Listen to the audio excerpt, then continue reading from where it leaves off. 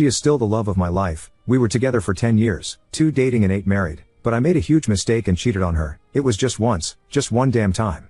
Somehow she found out. I never knew how because I haven't been able to talk to her since then. I guess she found something on my phone.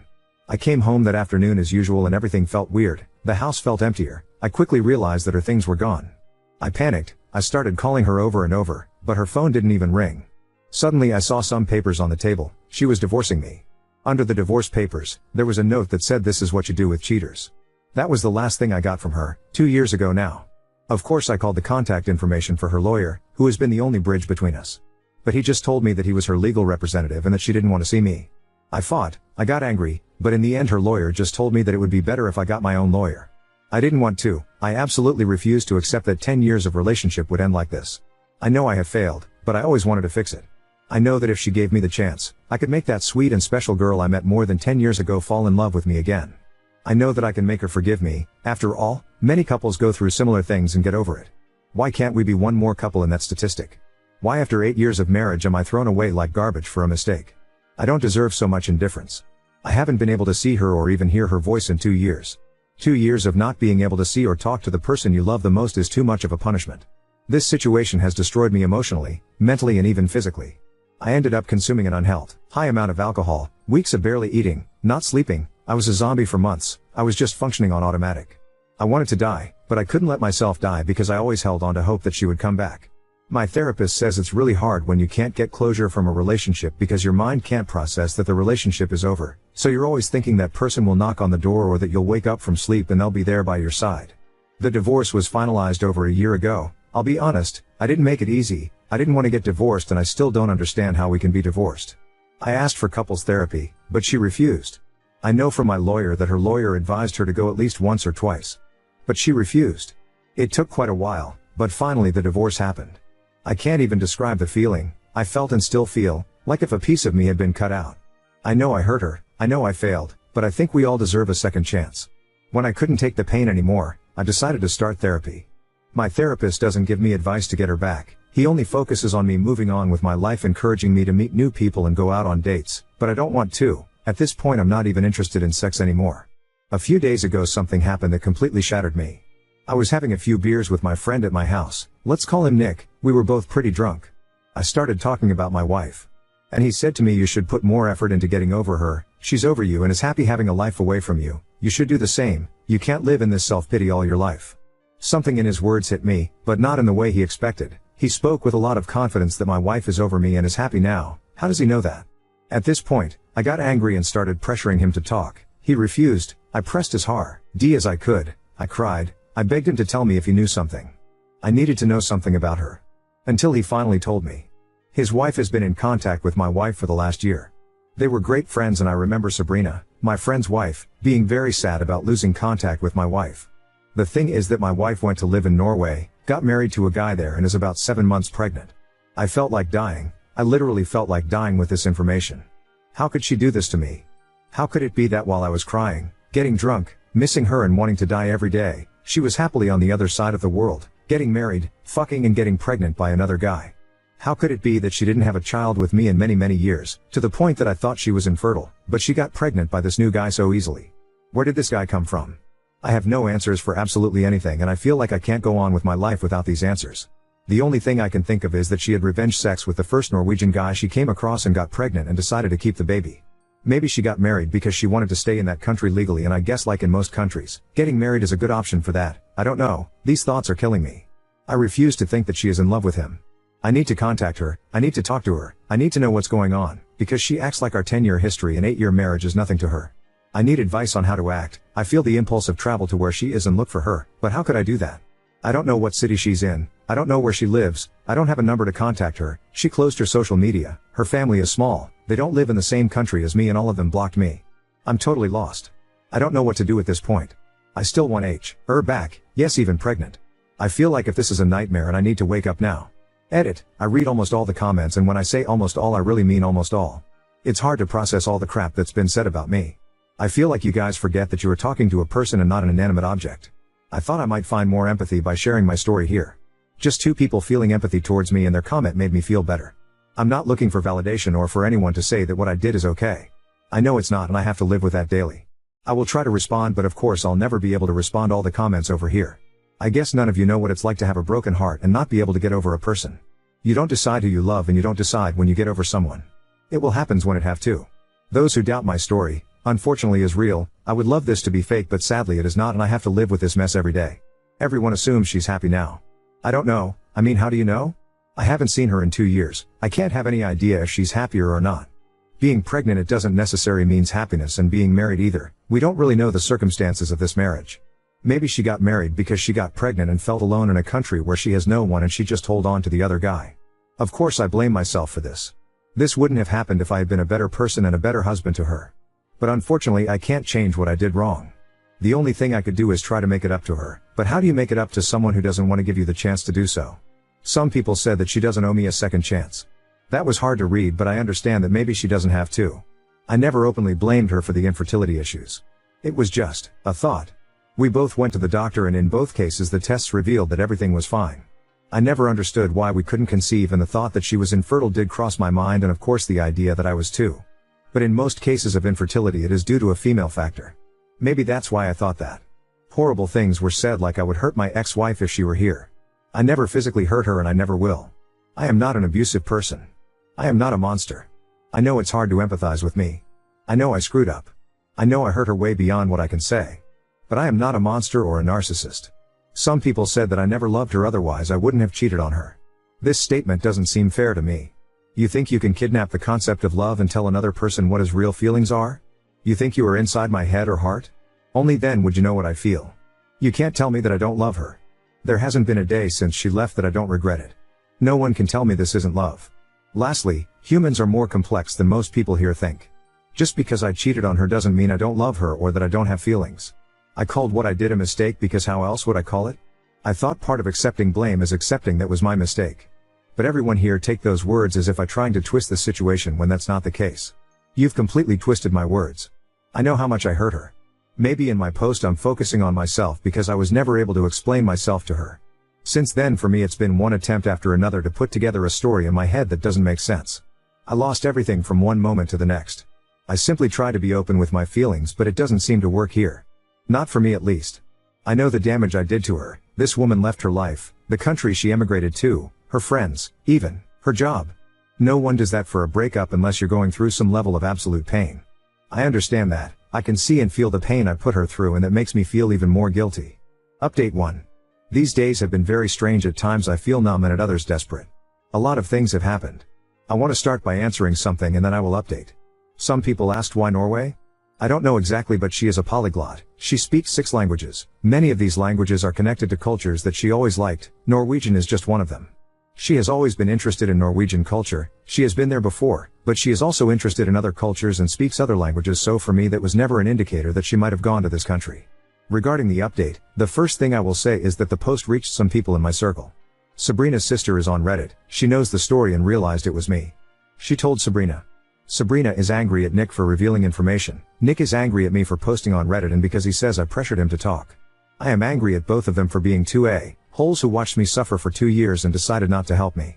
They didn't care about my marriage. Why should I care about their marriage? Sabrina could have given me my ex-wife phone number a long time ago, but she decided to prioritize her friendship with my ex instead of helping 2 friends mend their marriage. Meanwhile, no one cared about my feelings. I'm done with them at this point. Regarding to my ex-wife, I've been thinking a lot. She can't just disappear. I convinced myself that if I searched hard enough I could find something related to her. I follow some of her relatives from a fake Instagram account, but I never found anything related to her. I searched a lot, really a lot, and found a name that I had seen before, but that hadn't caught my attention until then. She was a lady with a name that is not typical in the United States or my wife's country. She is not American, and a very strange last name. I went to her Instagram profile and she had no pictures or anything, just a small profile picture that you can barely see. I decided to look her up on Facebook and found the same lady with the same profile picture. Only her Facebook profile is quite open. She is indeed a lady from Norway. I checked everything I could on this profile. I was convinced that it had something to do with my wife. How else would a relative of hers have this woman in their friends? I saw a lot of pictures, people, plants, mountains, gardens, lakes, flowers, typical things that an older lady posts. Until I came across a picture where my ex was dressed as a bride hugging a guy. I had to translate the text. The lady was congratulating her son on his wedding. There were a few more pictures, not many. There were even some members of my ex's family in the wedding pictures. The dates of the pictures were from a year ago. A year ago she married this guy. I don't understand, how could it happen so fast? When did she meet him? I honestly thought she got married after she got pregnant, not before. This baffles me even more. After that I found another picture. It was a group picture and she was far away, but of course I recognized her. The same guy was with his hands on her shoulders, hugging her. This picture was from February 2023. To be clear, she left in May 2022. How is she with someone in February 2023? Only 9 months and she's already in a stable enough relationship that he's introduced her to his family? What the hell is going on here? I feel like I have even more questions in my head now. I know I shouldn't be upset, but I am. I know I lost her because I was an idiot, but it's hard to get this feeling out of my head right now. Anyways, for those who had imagined this fantasy that my ex is with some kind of Norwegian Chris Hemsworth, let me tell you, it's not like that. This guy is too tall, too blonde, too pale, hair too long and kind of chunky, to be honest. He looks more like the old cartoon of Vikings and is definitely not a Chris Hemsworth. I managed to find his FB profile, but he has almost nothing there. His profile says he's an engineer. An engineer who wears metal band t-shirts at 38. I don't know how to take this because I'm an engineer myself, just in a different field. Why would she look for a man with the same profession as me? My wife has always liked heavy metal, which I always found nasty, but I never complained. After all, your partner doesn't have to have the same musical tastes as you. I mention this because maybe that was the way they connected. She used to connect easily with people who like the same type of music. I don't know, but I honestly look at it and think, where did she get this guy from? I meant he can definitely do better than this. The pregnancy thing still messes with my head. I try not to think about it. I can't understand it. I'm not infertile like the comments suggest. I've been to the doctor and I know I'm not. But God, it kills me to think that she's going to have another man's child. I don't get it. I feel like this is beyond anything I ever imagined. And no, I'm not going to go to Norway.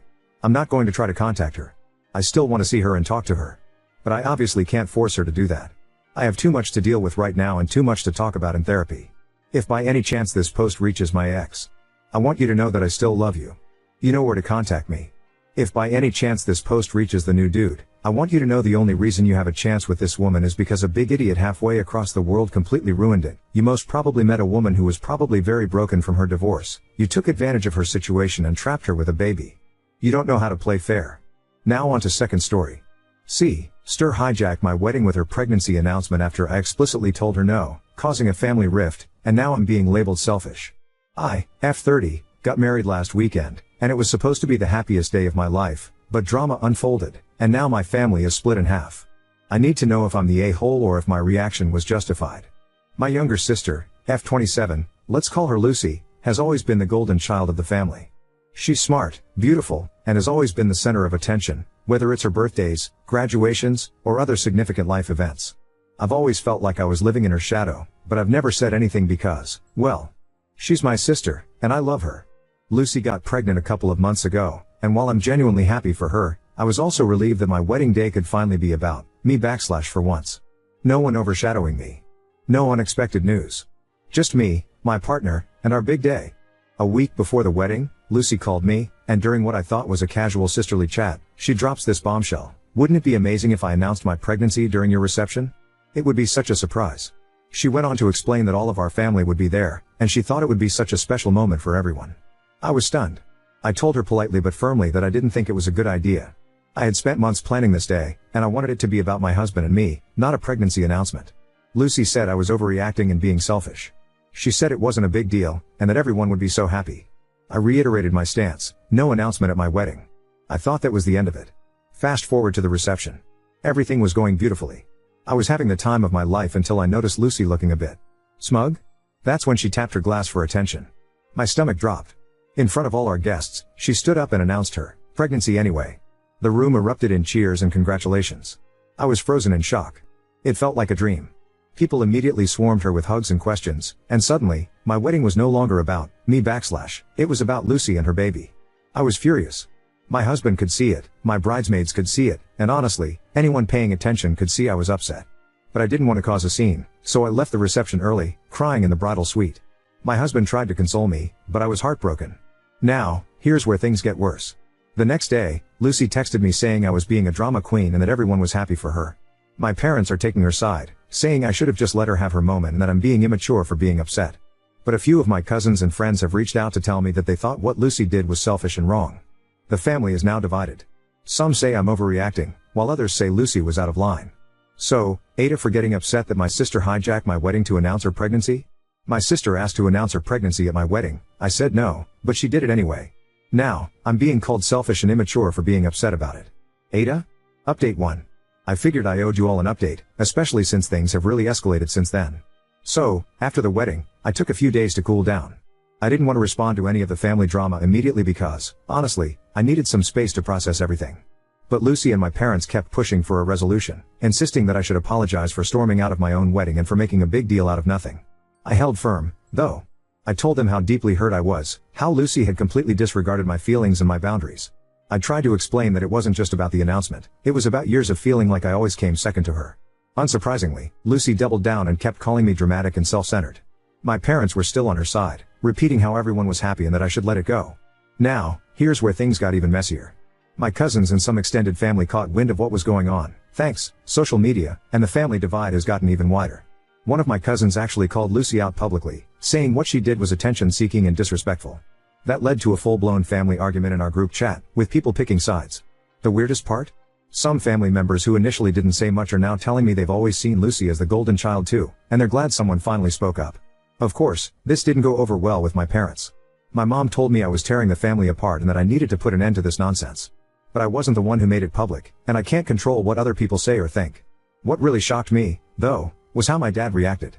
He's usually the peacemaker, but he straight up told me that I ruined Lucy's big moment, her pregnancy announcement, and that I'm holding a grudge for no reason. That hurt more than I expected because I always thought he at least understood where I was coming from. On top of that, my parents invited Lucy and her husband over for dinner a few nights ago, but they didn't invite me. When I asked why, my mom said they didn't want any more drama. So now, not only am I dealing with the emotional fallout from the wedding, but I'm also feeling like I'm being pushed out of my own family. I've been doing a lot of reflecting, and honestly, I don't think I can keep pretending everything's okay just for the sake of keeping peace. I love my family, but I can't keep sacrificing my feelings and self-respect just to avoid conflict. My husband has been super supportive through all of this, and he's encouraged me to set clear boundaries with both my sister A and D, my parents.